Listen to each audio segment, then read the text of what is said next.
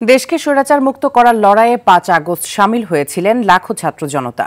বুকের তাজা রক্ত ঢেলে দিতে যারা সম্মুখ সারিতে নেতৃত্ব দিয়েছেন, আহত ইয়াসিন তাদের অন্যতম। হাসিনা মুক্ত বাংলাদেশ করার এই যোদ্ধা যাত্রাবাড়ী থানা পুলিশের গুলিতে আহত হয়ে হাসপাতালে ছিলেন ৩ মাসের মতো। অস্ত্র পাচার হয়েছে ৭টি। খান আলামিনের আরেকটি রিপোর্ট।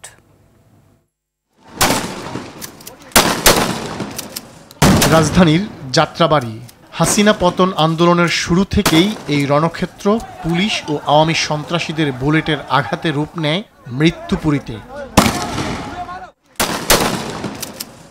বাতাসে তখন লাশের গন্ধ, সেই গন্ধের নেশায় মাতৃভূমির মুক্তির জন্য জীবন দিতে মরিয়া আবু সাইদ ওয়াসিম মুগ্ধদের সহপাঠীরা। কেবল ৫ আগস্ট যাত্রাবাড়ীতেই পুলিশের বুলেটে প্রাণ বিলিয়ে দেন শতাধিক যোদ্ধা।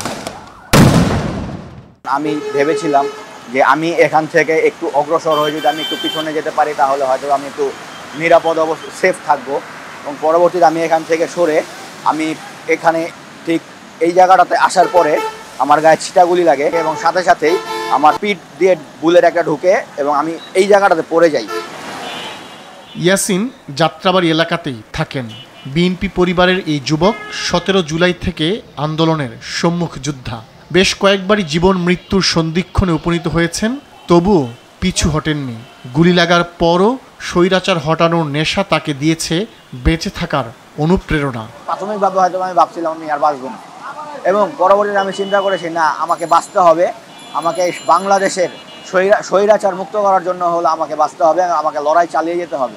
পরবর্তীতে আমি এখান থেকে উঠে পিছনে যেতে সক্ষম হই। এখনও নানা প্রয়োজনে যাত্রাবাড়ী থানার সামনে দিয়ে যেতে হয় ইয়াসিনকে। ৫ আগস্ট কিংবা সে সময়কার ভয়াবহতা কি তখন ভেসে ওঠে তার চোখে?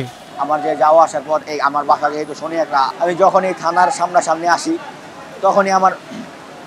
তখনই আমার মনে হয় যে এই থানা থেকে আমার জীবনটাকে নষ্ট করে দেওয়া হয়েছে। ইয়াসিনের মতো হাজারো তরুণের অপূরণীয় ত্যাগের বিনিময়ে মুক্ত হয়েছে বাংলাদেশ। বছরান্তে প্রাপ্তি আশানুরূপ না হলেও হাসিনা নেই, এটাই যেন ইয়াসিনদের বড় প্রাপ্তি। খান আলামিন, RTV, ঢাকা।